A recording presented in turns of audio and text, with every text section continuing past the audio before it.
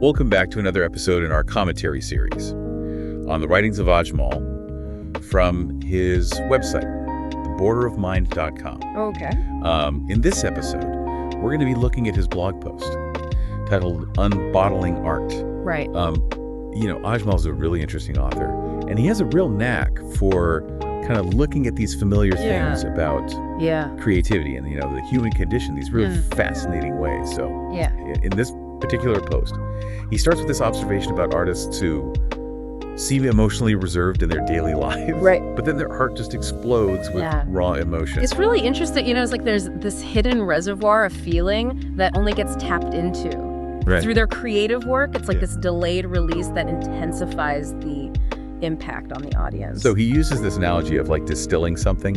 You know how when you concentrate a liquid, you remove the impurities? And you intensify the essence. He's saying it's similar with these artists. By holding back these emotions, they're refining them, and they're making them more potent. That's fascinating. Yeah, and then he goes on to talk about this idea of a profound shared experience. Right. So he's arguing that these artists aren't just expressing their own emotions, they're tapping into something universal about the human experience. Yeah, that's a really interesting point. But how does that work? I mean, we're all unique individuals. So how can a painting or a song make me feel what the artist felt, especially if their life is totally different from mine? That's the big question, isn't it? It's like, how do we connect with art on such a deep level, even if we haven't experienced the same things as the artist? Exactly.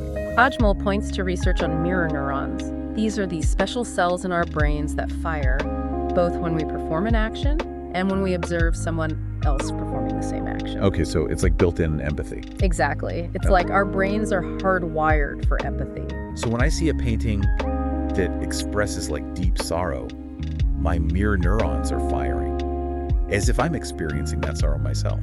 Yeah, and because these emotions are coming from such a raw, unfiltered place within the artist, they kind of bypass our defenses and hit us on this visceral level. Oh, so it's like you were saying with the pressure cooker analogy. Exactly, like all that pent-up energy builds and builds, and then it explodes outward, and we're right there in the blast zone. Wow, that's a powerful image. It is. So what we're left with is this sense of connection.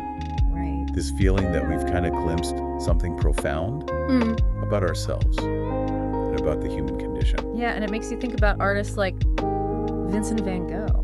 Yes. His life was so full of turmoil. And you can feel that intensity, that almost desperate yearning for connection in his paintings.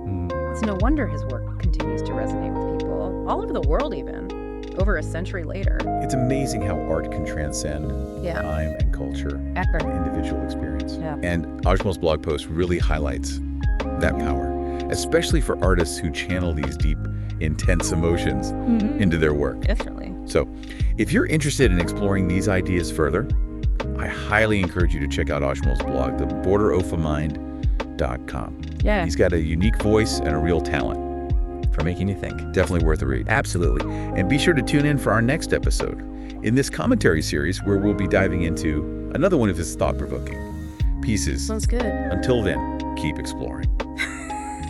And keep those minds open.